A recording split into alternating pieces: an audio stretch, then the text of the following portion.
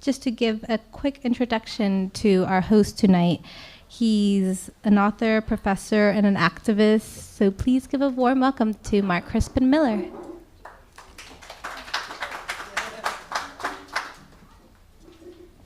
Thanks. Thank you for coming. The first Tuesdays, this series is sort of dedicated to bringing in people whose work tends either to be unfairly ignored or unfairly attacked. We give these authors a forum to talk about what they're doing. It's very informal. I can't really think of anyone whose work is more appropriate for this series than tonight's speaker and the organization he now directs. This is Mickey Huff is the new director of Project Censored. Project Censored is all about shining a much-needed spotlight on vitally important news stories that get no mainstream coverage. Project Censored operates in a noble, although of course unknown, tradition of press criticism that goes back to Upton Sinclair, whose book The Brass Check is a classic of press criticism. It came out in 1917. In that book, Sinclair talks about the fact that the mainstream press is almost completely unreliable, kowtows to its advertisers, is the plaything of its owners, and therefore doesn't do the job that the press must do in a democracy in order for the citizens to be sufficiently well informed to basically govern themselves. The tradition continues with George Seldes, who was another great press critic and sort of a renegade journalist who had a career of many, many decades. He published a newsletter called In Fact, which ran from 1940 to 1950, and revealed things that are still shocking today when you read his various books and back issues of that magazine. They're still unknown because since they were insufficiently covered at the time, they sort of slip down the memory hole and we often don't even learn about them in school. Then there's I.F. Stone, who's kind of a successor to George Seldes. Well, Project Censored operates in that tradition. And every year they come out with a new book. It's kind of a catalog of the most important censored stories of the year. They have a website. Mickey will tell you all about what they do, what they're all about. He's going to talk for 20, 25 minutes, and then, as ever, we'll take your questions. Please wait till I hand you the microphone to ask your question, because we're taping this for the government. So it'd be two recordings. Also, I always implore the audiences at these things to consider buying the book because it's the right thing to do, and also you'll have the opportunity to get the author's signature, the editor's signature. So please join me in welcoming Mickey Huff.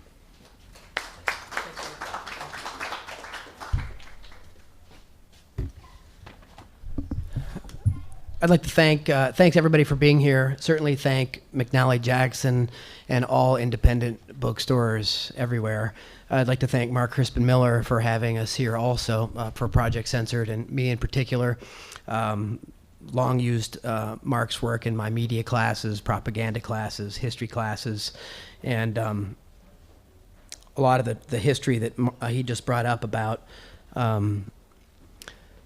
sort of the history of the importance of muckraking journalism and fact-based journalism as the core of a free press. I mean, that's really the life's blood of a democracy.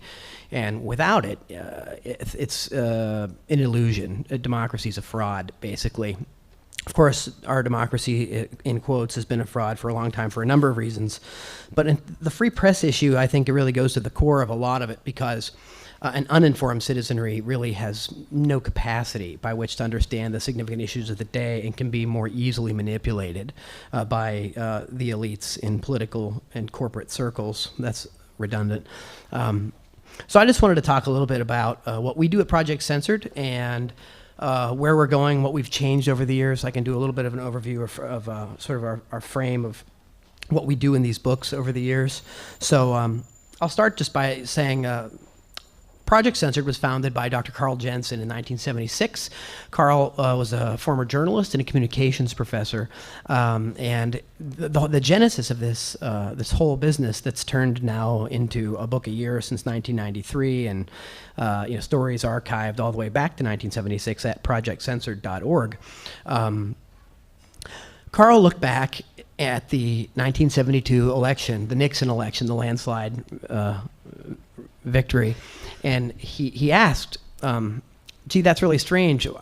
How could that have happened given the Watergate scandal and the fact that independent press, non-corporate press, they'd been reporting about some of this stuff, but didn't get picked up. And so it led him to start a research project with his students, saying like, well, what else isn't being covered? So, because he went back and he looked and he said, well, the major corporate media, the major outlets where information is disseminated weren't dealing with it until afterwards. And so, again, he said, well, I wonder what else they're missing. I wonder what else we're not being told in timely fashion when it matters. Again, after the fact, you learn things, and it's sort of like, it's maybe an historical footnote. And given that I teach history as well as media studies, I do think that's important. Eventually getting things right does matter. But Carl started to ask then this broad question of what aren't we being told? And it turns into this research project where students go and they look at stories that are nominated. By the way, anybody can nominate a story. So we get stories at projectcensored.org all the time. People nominate things. We take a look at them. If we start to fact check them, we see if the stories have legs, if they have support, and so forth, meaning factual support and transparent sourcing, etc. And then they're researched in terms of seeing like, well, where were these stories covered? And nowadays, for some time, we use LexisNexis, library databases, these kind of things. And students in classes then go and they look up these stories and they say, okay, well, where are these stories covered? And then we run them through the mill and see, well, if stories do get some corporate media coverage, and by the way, I want to make a quick statement about that. When we say mainstream media, I don't use that term very often. I always use the term corporate media because we're the mainstream. We, the people, are mainstream people. The corporate media is not mainstream at all. They're elite top-down. They're managed news propaganda. That's their goal. That's their job. That's what they do. That's why people get paid a lot of money to lie and manufacture stories all the time or distort them with half-truths and tell half-truths. This is commonplace. But at any rate, what we do then is we look at these stories, we see if they're supported, we then see if they're covered in corporate media. If they are, we still have to go and look and see how they're covered, right? Because you can have stories that are covered in the corporate media all the time. And then someone will say, well, that story was covered in the New York Times, right? Classic example of that in recent history would be the Somali pirates. You remember that? That was a story in our 2010 book that I got to co-edit with Dr. Peter Phillips. And the Somali pirate story was interesting because everybody had heard of them, heard so much, everybody began to form virtual eye patches and parrots on their shoulders or something with the media imagery that comes out of this. Pirates, we're going to stop them. The problem with that is virtually nobody in the corporate media bothered to talk about the context of what was going on in Somalia, certainly nothing going back even as far as Mogadishu and U.S. involvement in failed Somali government, the fact that there were toxic waste being dumped in Somali waters, they didn't have a government, they don't have a coast guard, they don't have a navy, they have no way to protect their waters, there's illegal poaching going on in the waters of Somalia, and the so-called pirates, for the most part, were people that were actually trying to protect their livelihood. Right, as a de facto kind of a Coast Guard, and the people, the corporate media, with all the resources, in the universe, they couldn't seem to find it fit to send somebody over there to find out what was going on. They just didn't seem to have the interest. Johan Hari went and said, he actually interviewed some of these folks, these so-called pirates, and they basically said this story. They said, this is what we're doing. This is what's going on. But you go and you do a LexisNexis search on the Somali pirates, and you're going to get 1 billion hits for it somewhere, and you're not going to see those kind of other stories anywhere. The context is completely gone. It's missing. So this part of this process that we do, this research, again, even if we see that stories are covered somewhere in corporate media, we want to look and see how they're covered. What's the frame? What's the spin? What's the sleight of content? What's the omission? Again, framing is one of the big words that just keeps coming to mind, right? What's the follow-up avoidance and questioning, et cetera, et cetera? What are other motives involved? How do the owners of the stations benefit or advertisers benefit, or fear and favor mechanisms going on to decide how the stories are tilted and so forth? These are all parts of what we define as modern media censorship. So modern media censorship at Project Censored since 1976 has not only meant the black hand that comes down from on high and wipes a story out, right? Because if that happens, then I guess we don't know about it. So, it's interesting. Sometimes you'll get people coming up to us and saying like, who is your inside job person? Who do you know that you can get these stories? Well, we don't know everybody. We just happen to pay attention to independent media, independent journalists, and people that are doing actual fact-based, transparent source reporting. And as Mark said in the introduction, we want to give those stories more legs. We want to give them a megaphone, and we want to tell people, like, if we really had a free press that supported democratic principles in our country, then there wouldn't be a need for Project Censored. We wouldn't have to have that because the media would do the job. The corporate media would be doing their job. But since they're the corporate media, their job is not necessarily to tell us all of these facts that are crucial to these stories. So this is then back to this research process. Students take these stories and they bring them to either faculty evaluators, people that are expert in the fields about which the stories, the topic of the stories, about what they concern. And so then they look around and see, like, okay, was the story factually supported? Are these things looking to be true? Are they covered in any academic journals anywhere? And then they get put on a list. And this is what we call validated independent news. This is the term that we use for these kind of stories that get put in the running. We had over 330 stories nominated that got through the validated independent news process last year. Now they get winnowed down to 25. So national judges, people who have been previous judges, the late Howard Zinn, whom we dedicated the book to this year, Noam Chomsky has, Nancy Snow, Robin Anderson, Mark Crispin Miller. So we've had people that have looked at these stories, people that are experts in the field of media studies that look at the stories and they make an effort to rank the stories. So I almost find the ranking of the stories arbitrary on one level because I think they're all important. They're all significant. And we all might think one or the other is more important than another.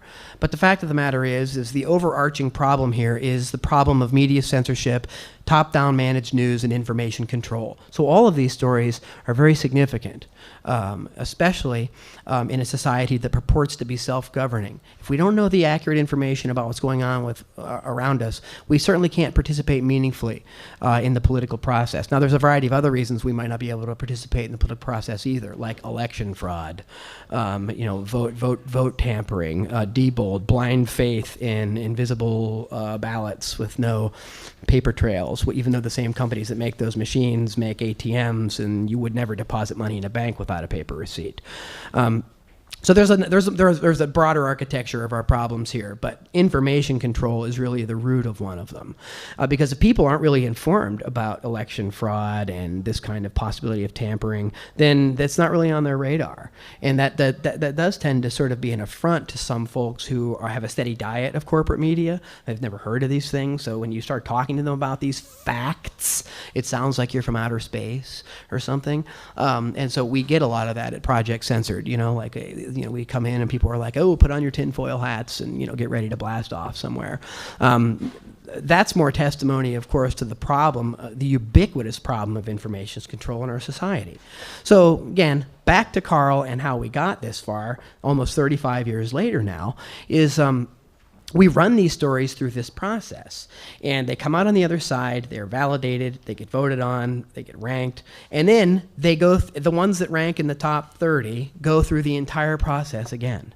So we look at them all again, and we see which ones are left standing. This year, for example, thankfully, we lost 3 stories that were in the top 25, meaning from April to May, they got picked up somewhere. Not just somewhere, they got picked up a little more, not just in independent media, but they started to get picked up in corporate media more. So some of the stories started to get legs and people started to hear about them. I wrote about one in the introduction of the book this year just because I thought it was so significant.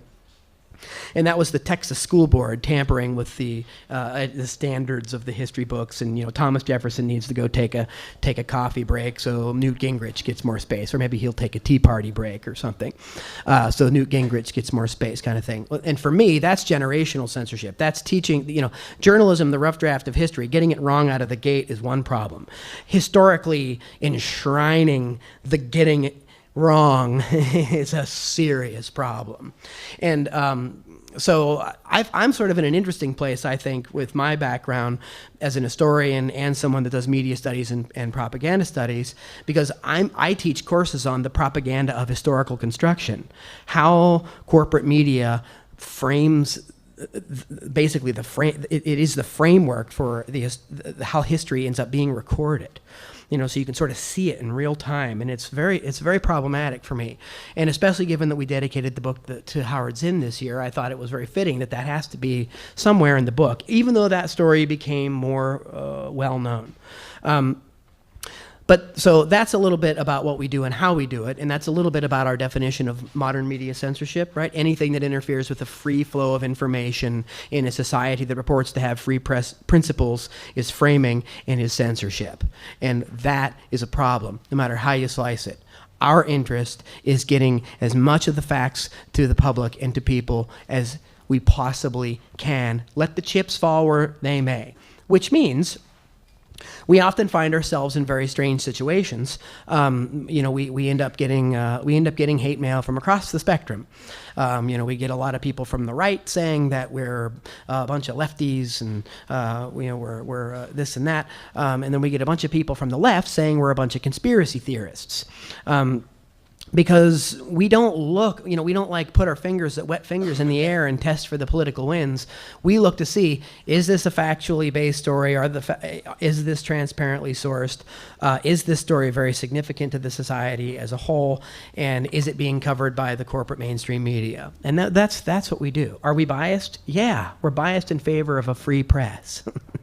So, of course, we have a bias, and we want people to be able to see as much of this information as possible. But we've also done analyses, and granted, much of the stuff that we do has a social justice bent to it. That's for sure, because we believe in small d democratic values and principles, and we believe in the bottom-up running or governing of society. So that's, again, part of our bias. But we look at things, again, across the spectrum. We don't test things out because we're not winning popularity contests with them. So, just for example, just wanted to tell you, Peter and I had worked on this sort of conference in this theme that we refer to as a truth emergency, as a concept by which to understand the current state of the American psyche or American information society, so to speak. A truth emergency is a lack of purity in news.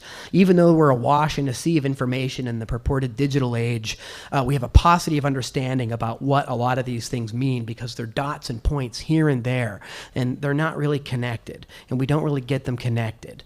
And so we can't necessarily make conclusions based on all the evidence when people don't necessarily have all the evidence or all the context. I mentioned the Somali pirates before. I could mention a dozen of other stories. I could mention 25 from here, and I could mention 25 from the year before. I could mention all the runners-up and all the chapters in the book. Sadly, this year's book is 480 pages long. It's the longest book ever. I say sadly not just because one of our editors, Veronica, is sitting right there from Seven Stories Press. Again, we want to thank Seven Stories Press for publishing our work over the years. But we actually had to cut a chapter out. We had more runners-up this year than we've had in any year. So we often get the people saying to us things like, well, at the age of the internet, I can find that story. I've seen that story. Or we'll get people at Alternet in San Francisco, Don Hayes, saying, we published that story. Everybody knows about it. Well, perhaps he has an inflated idea of how many people visit Alternet. But, when in a society, and no offense intended, but even though we're living in a country of 300 million plus people, right? How many people go to Alternet? How many hits are on Alternet? We get like 2 million hits a year on our website. That's a drop in the bucket. How many people subscribe to like The Nation or Mother Jones or even National Review or something, on the right. This is a real small percent of the population when you start to look at TV, because 75-80% of Americans get their information from television, corporate medium of television, right? So yeah, there's a lot of people doing a lot of different kinds of reporting. But, when they start to really, believe that because they're doing that work that everybody somehow knows about it, again, they're kind of complicit in drinking maybe at least a maybe a weaker kind of Kool-Aid than some other people that voted for Obama, but they certainly did vote for. They're still on some other level. And I say that about Obama because of the whole hope and change mantra, right? Change you can believe in, But yeah, if you look across the board, how media frame things and how even progressive Democrats kind of looked at things, progressive Democrats find themselves in this period of disillusionment and so on. And I mean, how hard is it to look at the facts of the matter, of who the man was appointing and what the transition teams are, and how the media framed him as some kind of a candidate of change, and it's hokum. It's just not working, which is another reason why we look back at the truth emergency problem, and we look at and we look at what other groups are doing to try to reform the FCC and these kind of things. Well, here we are a couple years later, and some things may be better than they were a couple years ago, but there's still a whole host of problems in media. So this truth emergency problem, the antidote to truth emergency is fact-based reporting from the bottom up. As our friend Dave Matheson says, we have to be the media. We have to be the media ourselves. We have to tell each other these stories. We have to share these stories. We have to build grassroots, bottoms-up media infrastructure. This is what we have to do. Lenny Charles does that at INN. A number of other people do it. And I hate to say this too, but Pacifica is not exactly the bastion or the savior of truth-telling media either.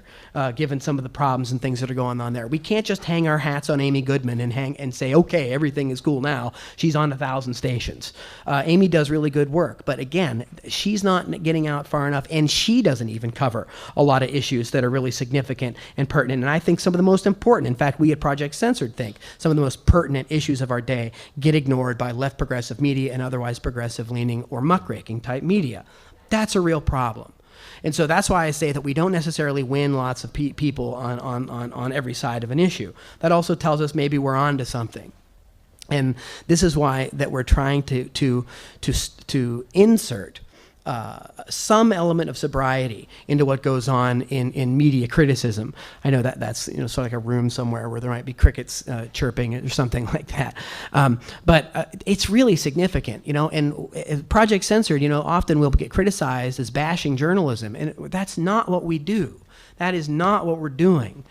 In any case, we're criticizing how journalistic ethics and values and principles have been totally co-opted for a variety of reasons, most significantly commercial interests that have just completely bastardized truth-telling in news. And we think that's, again, one of the biggest problems in our society.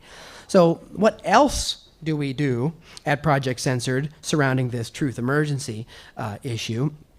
Is that we go back and we look at what happens to previous year stories to see if any of them get legs and come to light. We look at one of the more significant, sadly growing problems in corporate media in particular is junk food news abuse. Carl Jensen coined that term back in 1984, same year, by the way, that NYU's Neil Postman said that we were the least informed, most entertained society in the modern world. So it looks at like, well, okay, so let's pretend for a minute that there is this issue of news editing or news judgment or news choice. Let's give the corporate media the benefit of the doubt that there's only so many column inches and so much time to deal with things. So Carl, and then later Peter Phillips, who became director in 1996, they continuously looked at that issue. They looked at that problem. And they said, okay, well, let's fair question. So let's see what the corporate media do spend precious column inches on. And with the advent of 24/7 news, hey, my God, 24 hours a day, 7 days a week, man, there got to be time to fill something up there. And what do you get? You get Michael Phelps, the Olympic swimmer. He hits a bong and takes over the world, right? It's all over the media. That's all you see all the time. This year was even. This year was, I think, even worse than last time around. And so we have Tiger Woods, right? Remember Tiger's harem, right? Everywhere you look, the SUVs tipped over. Tiger's got girls coming out of the closet. You've got all kind of sordid jokes and so on going on. I mean, it just takes over everything that's going on. And, it's not just that we talk about that in the book, about the junk food news. If you go back and look in the footnotes, we'll say like, well, here's what could have been. Instead of covering the Tiger Woods debacle just between November 27th and 28th, right, you could be looking at this story this was actually on the AP Wire that not many people picked up. This was a story, Saddam was telling the truth in missing Gulf War pilots. We've got another story on Western lifestyle unsustainable, say climate experts. We got another story here from the Independent. Bhopal, the victims are still being born. From the Bhopal disaster and Union Carbide. I mean, these are stories that are coming on that people are reporting about. But in this country, it's all Tiger Woods. Right? And it's not just all Tiger Woods. You can go, one of the best parts, we have a whole section on grief porn, right? Postmodern voyeurism is postmodern cause celeb. And as H.L. Mencken once said, no one ever went broke underestimating the taste of the American public. It's just one story after another of a dead celebrity and their families and who's getting the estate. And there was just a spate of them, if you remember. There was David Carradine, the autoerotic asphyxiation that just swelled for weeks, and then Farrah Fawcett, and she got kicked off the pages really quick because Michael Jackson died. And that just went on for months. It's still going on now. The 1-year anniversary, Michael Jackson. These are stories that the media spend time dealing with, right?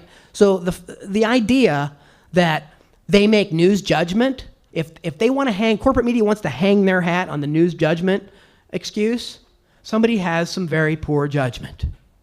So I'll give them news judgment and use that then as a caveat to then suggest, well, maybe you people shouldn't have these jobs in the first place if you're working for a free press. But that if is really big, because if they're in the corporate media, they're not working for a free press. That's the problem. That's why we're not interested. More power to the reform groups and Free Press and other groups and Bob McChesney and Josh Silver and a variety of the other ones, Save the Internet, net neutrality. We need these people. But Peter and I in particular and Project Censored feel like we're working on other things that we think need to be addressed too. And we think they're also very important. I don't want to suggest that they're necessarily more important, although we must think that they are, because that's what we're doing. But I think they're really part of the landscape of what needs to change about how media works in our country and our society if we're going to have a true democratic republic, a well-informed electorate holding those in power accountable. Each year we also cover good news stories. In other words, it isn't just sort of the bad news stories that go on with corporate media censorship, but there's also a lot of things that happen, social justice issues, community building issues. There's all kinds of positive things that happen the world over that the corporate media also ignore. So it's very alienating for people that have a steady diet of corporate media. Because some people just really feel like, well, I just don't know if anything's going on right. If you watch Fox or CNN, it's all the Tea Party all the time. But when there's 2 or 3 times as many people protesting the war or something else in the Washington Mall, it's invisible. It's like it happens in a vacuum. If the tree falls in the forest and the corporate media isn't there to hear it, it didn't happen, kind of thing.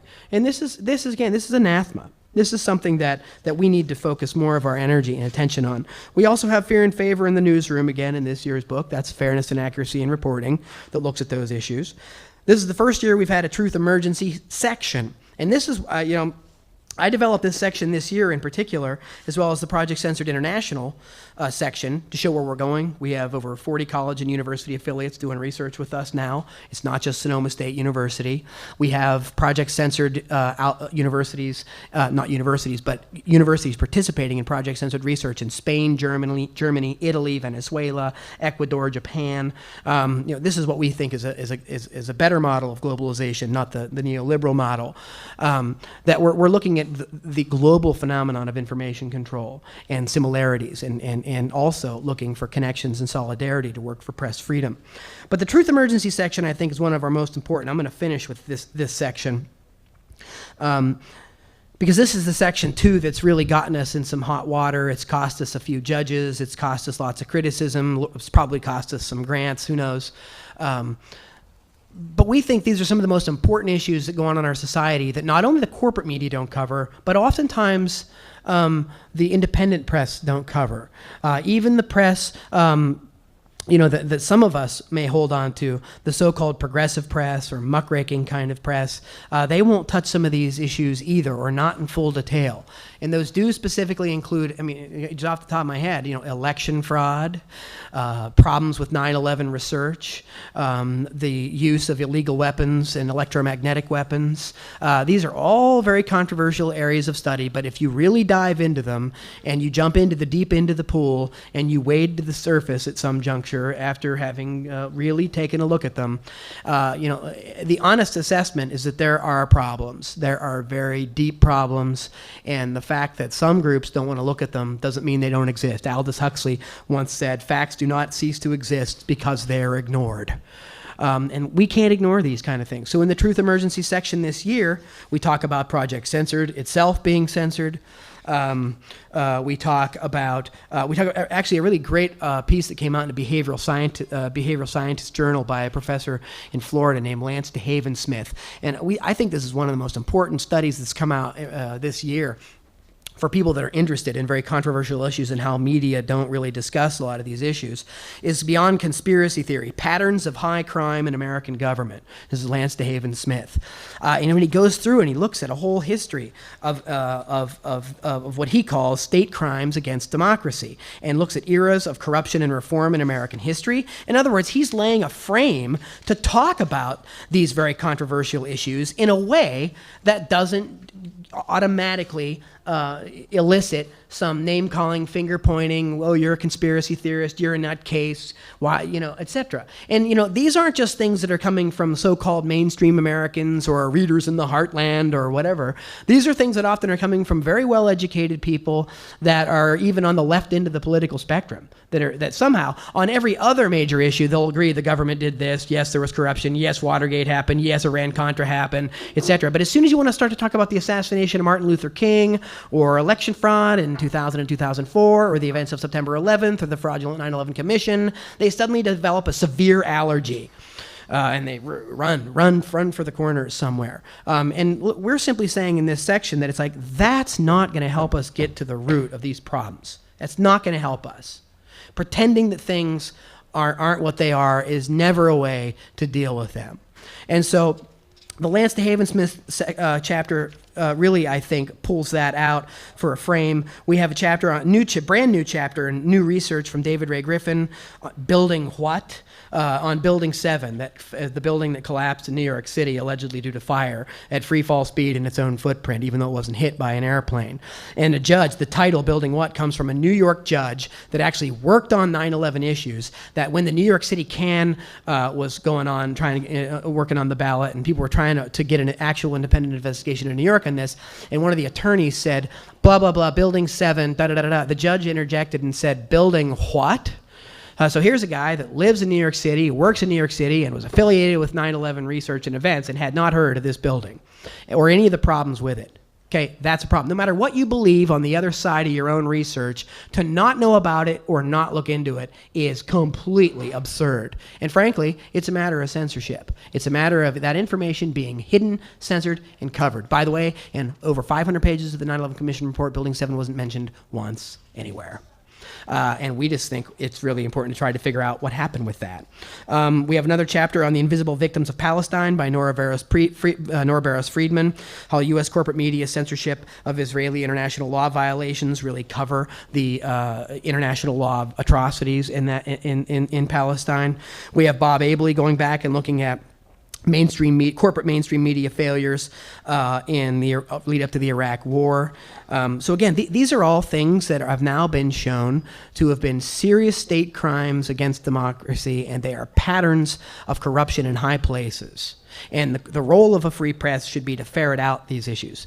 Mark, when he was doing his introduction, he mentioned a few, luminary figures. And what those people did, they shined the light in the dark places, and they didn't win a lot of popularity contests doing them.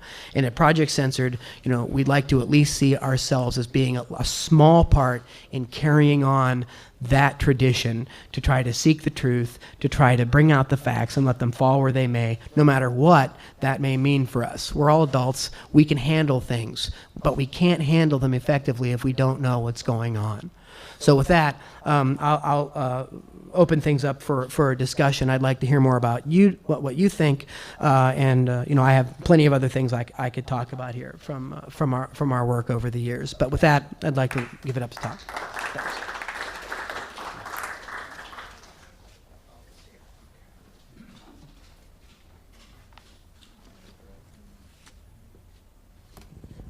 It's working. Okay. Any questions, comments? Yes. Thank you. I was wondering if you had any experience or thoughts about Google, because they seem to be basically putting filtered layers on information as well as owning. Their goal is to be able to own the world's information and all of the books in the world, and also to be able to control the search of the books and to be able to charge for searching. Yeah, that's actually story 3 in our book this year. It's one thing we did this year, and we've been doing this for a couple years, but this year we've been lumping stories together more thematically so we can include more stories that are about the same subject, even though they're not the exact same specifics. So story number 3 this year is Internet Privacy and Personal Access at Risk. Included in that is this effort to control the internet, the pay-to-play system, right? We've got. Let me just give you a quick rundown of some of the stories. You can pick up, even if you just pick up the book, even if you don't buy it, look through the table of contents. You can see all the stories online at projectcensored.org. Deep packet inspection, telecoms aiding the Iranian government to censor the internet, technology widely used in the United States. That's exactly the kind of thing that you're referring to right here. That's Josh Silver. Obama sides with Bush and spy case. That's Wired magazine. We've got stories here. The warrantless wiretapping case, Obama's Department of Justice new arguments are actually worse than Bush's, according to the Electronic Frontier Foundation.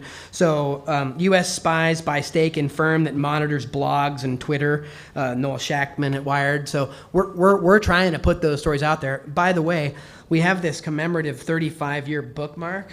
And the reason I'm bringing it up, it's a neat little thing to have 7 Stories Press made up for us.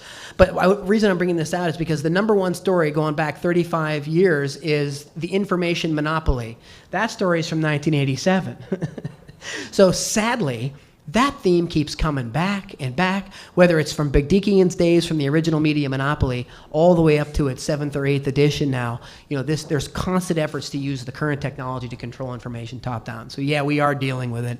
I spoke at the All Souls UU the other day, and Josh Silver was supposed to be there to talk about it. He couldn't make it because of a personal matter. But we're really, again, even though we have some different ways that we go about working at media problems and media democracy, we really think that these are important stories, and I really wish that they would be reported on far more. But that's just like the 1996 telecom bill with Clinton, remember? One of the biggest stories of the day that the corporate media totally ignored. That's because they're not going to have the anchors of the day pulling back the curtains while they're reading, the news off their teleprompters. So I think that's one of the more significant stories. That just a minute. Russ Baker was doing that thing, forensic journalism. You may have sent it to me. Mm-hmm. And I think Bob McChesney is one of the people involved in it. So they're trying to go to the facts of the story and really not let those, there was a guy with Obama playing golf. Who is this guy? Or just, approach stories really forensically. Because I've spent the last 4 years with the scientists at Harvard and MIT on a new project on aging. But I made a film on the media called Orwell Rolls in His Grave 10 years ago. A great film. But the point is that from my studying with the scientists, when they have a problem, they really work backwards. They see evidence, they see facts, and they say, well, is this a coincidence? And then if it happens 3, 4, 5 times, these are the dots that the media doesn't connect. The scientists work backwards and then find out the truth. And that's what I think these characters want to do, and that's what I think we have to do, right? Because once you work that way, the same players are always around. You can really identify the patterns. I do not know how you guys can break through to the mainstream, though, because if anything, they know that only a small percentage of the population really get informed. So that's the real issue now, I think, is dissemination. We're trying to work on building critical mass with all of the people that basically are being marginalized and ignored, and we're trying to, instead of do this all on our own, or instead of having only one game in town, we're trying to really just build a large coalition of people. This all come out of our Truth Emergency conference that we did a couple years ago in Santa Cruz, truthemergency.us. There was kind of a follow-up conference on it, Deep Politics, although it didn't necessarily follow through on the same trajectory. But what we took from that is we tried to create an independent news aggregate at projectcensored.org. And we're trying to highlight these kinds of bottom-up stories, the following the facts stories, the following the money kind of stories. Instead, oft what happens is we get this sense of what's called inferred justification, where we kind of look at what's going on now, and then we go back and try to justify how it came to be, which is backwards. It's the opposite of what you just suggested. Professor Steve Hoffman, who was a visiting professor at the University of Buffalo, recently did a study with several people on looking back at Osama and Saddam and the lack of connection between it, and how 9/11 had nothing to do with the Iraqi invasion and so forth. But since those things were so conflated by political figures in the corporate media, by the time we come around to the advent of the next Iraq War, or you can even say the continuation of it, since it was unabated since 1991 on a number of levels, Hoffman and others began to say, well, what's going on with this? Well, people go backwards and they look and say, well, this is what happened, and these are the institutions that we trusted. Therefore, there must be a reason. That's the name of the study. There must be a reason. It's the idea that, well, there must be a reason. These people know what they're doing, so we must now look to see what they're doing and how they're doing it. So that's the kind of thing. Instead of the forensic bottom up, they're kind of like saying, this is where we are now, let's go backwards. But that kind of goes back to the root of the problem of journalism being the rough draft of history and getting it right the first time in the first place. And I mean, I'm doing this right now, and I'm looking at things like 9/11, and I'm looking at a lot of the commonly used textbooks that have come out over the last few years, even by progressive historians like Eric Foner here at Columbia. And you go and you read the last chapter in the book on 9/11, and it's like right out of the commission report. Even though people on the commission have come out and debunked it, even though the lead counsel has come out and debunked it. And that hasn't really filtered into the history books yet. And as Howard Zinn would tell you, or James Lowen, once it's in the history books, going backwards and fixing it becomes a real serious problem. So I'd wish we'd have more of that kind of forensic notion. Yeah. Okay.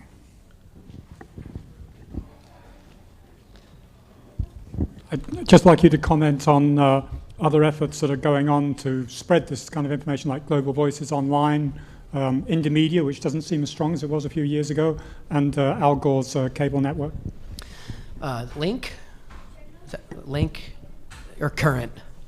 Which is Gore's?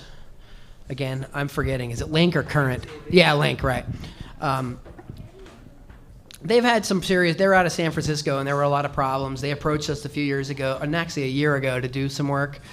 They wanted to do a pilot series on us, and there's been shake up there. There's been some things going on there. Indymedia, I agree, the same kind of thing that you said. It seems like that there's some breakdowns on these levels. In fact, I just saw Lenny Charles standing in the audience, and Lenny actually has a lot more firsthand information about working with some of the people at Link in a few places, so he'd probably be better to talk about that afterwards if you want to talk with him. I use expletives, though. I use quite a few expletives. Yes, he uses the appropriate expletives where needed. Very interesting first-hand story. Yeah. But So- you can't have the microphone. No. There are children in the store. That's One of them right. is yours. Well, my child's Expletive doesn't frighten. my child's here too, and she knows those. She lives with me. Global Voices Online, though, is good. What Voices Online or? Global Voices Online, Rebecca McKinnon. Yeah, we're trying to work with as many people as we possibly can to not reinvent the wheel. But some of this may seem like a blanket statement, but some of the experiences we've had is that other groups that are doing very similar things do not necessarily want to work with us because of some of the stories that we've dealt with. Story 14 in the book this year is on Cass Sunstein and cognitive infiltration and return to COINTELPRO. Not that we left it, but also on the Tell them what that is, okay? Tell them. yeah, I'm sorry. Cognitive infiltration was a term sort of drummed up by a Harvard lawyer It's story 14 in the book this year. David O. Griffin actually just wrote a really great book on it. And Mark, you actually wrote about this, Glenn Greenwald and several other people. Cognitive infiltration is the idea that there are certain people in our society that are dangerous because of the way they think about things and how they want to look at things and how they want to research or ask questions about very controversial subjects, like maybe 9/11, for example, because that came up. This is the same kind of thing that came up, by the way, with the Homegrown Terrorism Act that failed a couple of years ago. It was story number 6 in the 2009 censored book with Jane Harmon, a Democrat. Again, so these aren't just, they're Republicans and Democrats are doing this. But anyway, Sunstein calls for this whole return to infiltrating groups and disrupting what they're doing, right? And of course, we know that that's happening all over the place. Now, we just saw the FBI raids in Chicago and Minneapolis. So it's not just the surreptitious interruption, it's the go and raid them and shoot it's a shot across the bow for people saying like, yeah, sure, First Amendment rights look great on paper, but remember who's in charge. And one just real quick interesting aside about that, and a lot of people, especially on the left, are very familiar with a guy named John Yoo, the torture lawyer who works at UC Berkeley. He's a professor of law at UC Berkeley, right? And the good folks at RevCom dress up in orange jumpsuits and try to find his classes. They won't even, UC Berkeley will not publish the locations of his classes. They don't want people coming and protesting him. But there's a lot of protest of this guy on the left, right, for doing these things. But what's interesting is I've seen some protest, but I've seen little outrage on the left about this Cass Sunstein character, a liberal Harvard lawyer that basically calls for this return to COINTELPRO. So if we can stand up and oppose the unconstitutional policies of people like John Yoo, we should be able to stand up and oppose the unconstitutional policies of Cass Sunstein. So however, since we mentioned some of these issues and they're related to 9/11 research, some folks don't want to deal with it. It's sort of like the radioactive subject. I think, I want to comment on that for a second, because I think that my instinct, after looking at this, the whole media situation for the last 10 years, is I think that since World War II, I think groups do get infiltrated. And more than that, I think the bureaucracy gets infiltrated. And I think there are probably any number of people working ostensibly on the left who have been co-opted.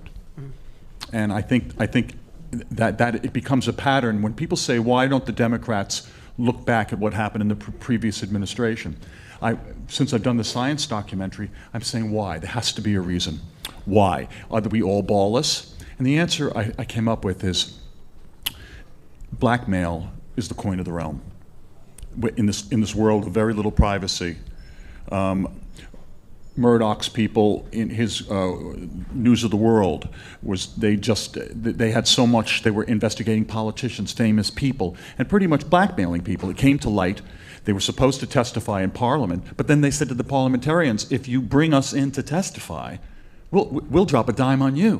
Mm-hmm. So the ubiquitousness and the access to this information. So you have that, and you have infiltration in key places in the bureaucracy that has been put in place really for tens of years, I would say.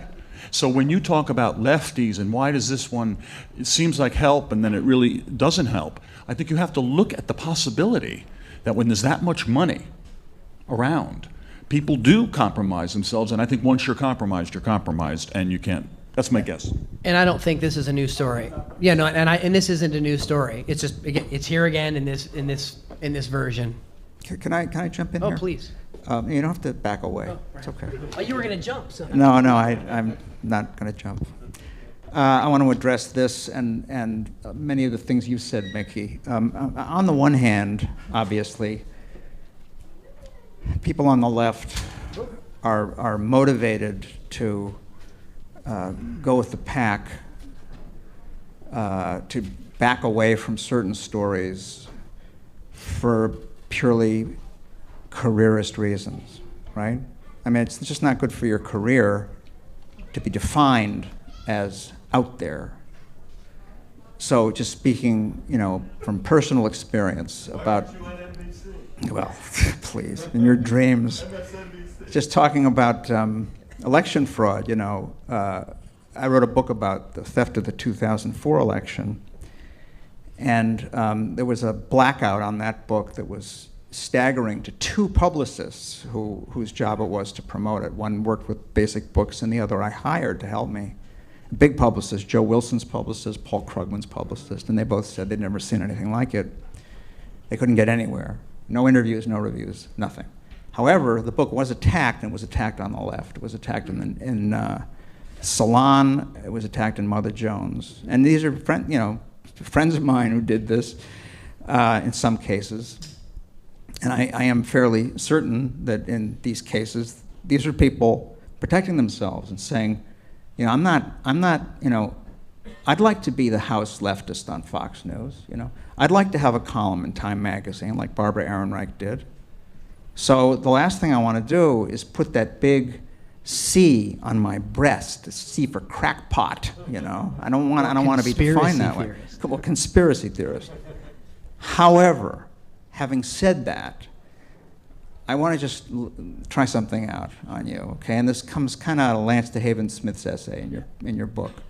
Lance DeHaven Smith, his first publication was a massive collection of documents about the theft of the 2000 election in Florida. He's a great scholar. What I want to talk about is the possibility that this instinct, this careerist instinct not to go too far, has been sort of helped along. I was interested, and Lenny's heard me talk about this, but I was interested in when it was that the phrase conspiracy theory started to be used as the pejorative term of choice. When did that phrase come into journalistic parlance as the way to label and dismiss certain stories and to discredit certain people? Because if you go back and you look at certain conspiracies from decades ago, you don't find people saying, oh, this is a conspiracy theory. Like the most famous one that I can think of is General Smedley Butler. He's this Marine general, a great soldier, who in the 30s testified before Congress that he'd been asked by a cabal of millionaires, Wall Street people, to be the figurehead leading a coup of veterans, march on the White House, and unseat Franklin Roosevelt. This is called the business plot. You can Google search on it. And it was largely ignored by the press. I mean, this guy was an unimpeachable witness. This happened, testified in Congress. Nobody said, oh, he's a conspiracy theorist. They didn't say that. They just kind of didn't mention it. I'll tell you when it started to be used.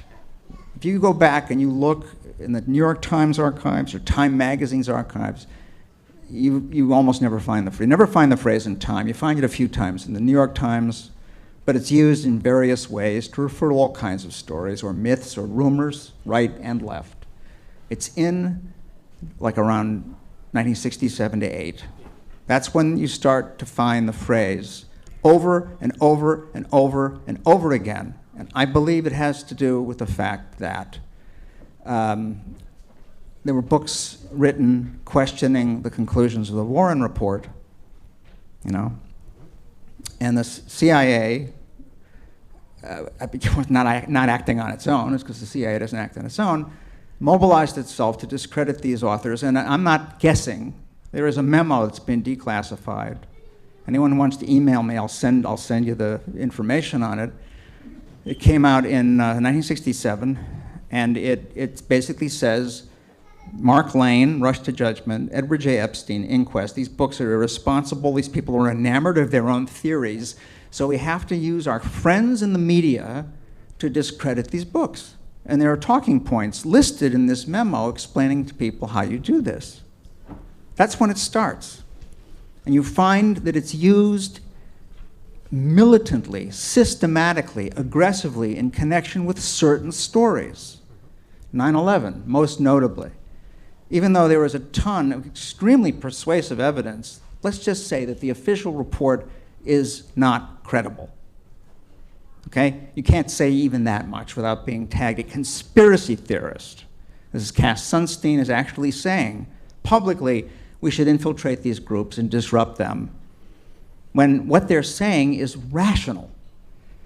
Election fraud, believe me, I could keep you transfixed for hours with evidence that this is happening, solid evidence happening right this minute, and will happen many more times on this coming election day. The stories are never reported. Why? Because it's a conspiracy theory. October surprise, that Reagan's people met with the Iranians in 1980 and persuaded them to hang on to the hostages until after Jimmy Carter was defeated. This story has been proven at long last completely true by Robert Parry. He did the research. It's not speculation. It's a fact, but it's a conspiracy theory. The CIA's drug dealing, the poor Gary Webb, rest in peace, broke that story.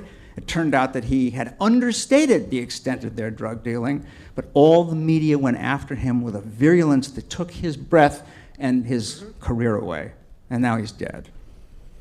Oklahoma City bombing. Now, this is not to say that there are no crackpot conspiracy theories, because of course there are. That the moon landing was staged, that things like that, you know? There are crazy notions. I mean, look at the Tea Party, right? But it's precisely the tendency to lump all these things together, you know, that I think is a form of disinformation. And I think that the most efficient and effective way to destroy a journalist and to suppress a story is to use this charge. It's far more efficient than what they do in Russia, what they do in Pakistan. Well, they'll pop you, they'll kill you. They don't have to do that here. You know, they'll either find something in somebody's past that's ugly, like Scott Ritter, right? Or they'll say, come on, you know, it's a conspiracy theory. And just one last note, you know, in 1977, Carl Bernstein wrote this breakthrough article in Rolling Stone called The CIA and the Media, in which he revealed that the CIA had, by his count, 400 journalists working for them at the New York Times, CBS, and so on. Okay, Operation Mockingbird. There was a flurry of articles that came out then. The New York Times did a very good 3-part series 2 months later. There were congressional hearings on this. And after that, nothing ever again from anyone on this subject. Why is that? Because it stopped? I don't think so. Mark? Yeah. I'm just thinking that, you know, like the right has those publications, the Washington Times, they give all those reporters a place to live and work. And on the left, the problem is, you're like a whistleblower, if you're a muckraker like you guys, at the end of the day, you don't have a place to make a living. You know, it's like the whistleblower loses its job. And so there's no funding behind it to really, you know, I mean, you need someone on the left with bucks, you know, with those several publications, so that 100 good writers or 200 good writers can publish. Are you volunteering yourself? I mean, that's it, right? I can't think of anything else to do. I think, I'm going to stop talking now, but I think the problem is the big money. It's all been the big money all along. It's been a plot by the big money against democracy.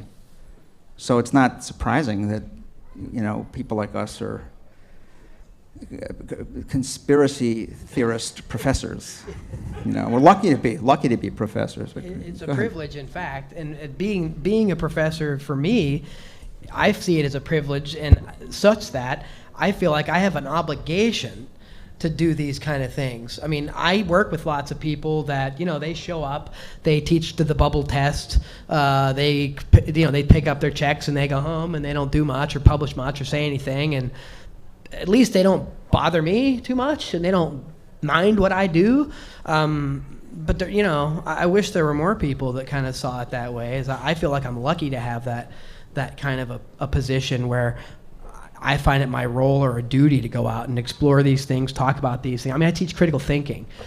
I mean, so in order to do that, you have to go where there's these controversial issues and look at the evidence, you know, and really not teach people what to think, but teach people that there's, you know, a way how to think and how to examine evidence.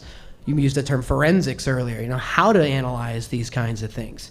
So I feel like I have an obligation to do it, and I'm honored to be part of Project Censored, to be doing that kind of work, you know. So, you know, I grew up in a working class family. You know, I didn't come from any kind of elite background anywhere. I just seemed to have a penchant from an early age to just try to find out what the hell was going on. And so I feel like I have an obligation to do that, not just in the present, but teaching history, going back and unearthing a lot of things that weren't there. So some of this problem too, interestingly starts around the same time after before the church committee hearings. You remember Spiro Agnew, the nattering nabobs of negativism and the attacks on the press that spawned the Coors people and Mellon Scaife to start the right-wing foundations and all that stuff, and then funding the papers and the press, and then we had the AEI and Project for the American Century and Weekly Standard. I mean, they've got lots of that stuff. I mean, we have some of that stuff on the in the center. We have maybe some of it on the left, I wouldn't say the left, but left of the center. But those agencies that get all the Ford Foundation money and the grants and these kind of things, so these are the kind of groups that Mark's talking about, that they don't want to talk about election fraud or 9/11 or a lot of other controversial issues either, because it comes down to these funding questions. I mean, we were censored at Project Censored from some of these groups, and we don't get on air. We don't get emails answered anymore from people that used to have us around when our book came out. So it's a real problem. All the more reason why you really have to buy the book, okay? Because we're up here, we're doing this dog and pony show. We think we're doing this for our health. I mean, we're doing this because we get paid so much. Buy the dog or the pony? You got to help Project Censored. You got to help Seven Stories Press. You got to help this bookstore. All right. Otherwise, it's going to be all Amazon all the time. All right. Now let me wrap up because we're past the point of no return. Next First Tuesday will be on First Tuesday. It's Election Day, so we can get together and talk about what I'm afraid will happen. But we've also got an amazing event planned. We have a double header. Jeff Charlotte is going to be here to talk about his book C Street, which was that, the family, that group of evangelical congressmen and other politicians who have some very scary connections to foreign dictators and the military and so on. And then Damon Linker will be here with him to talk about his new book, The Religious Test, which is basically a critique of the way we think about our leaders and their religiosity. We've had both Jeff and Damon here in the past. It's a really great thing that they're both going to be here together on November 2nd. So do buy this book and keep your eye on the website for the bookstore to follow our monthly events. Thanks again for coming. Thanks, everybody.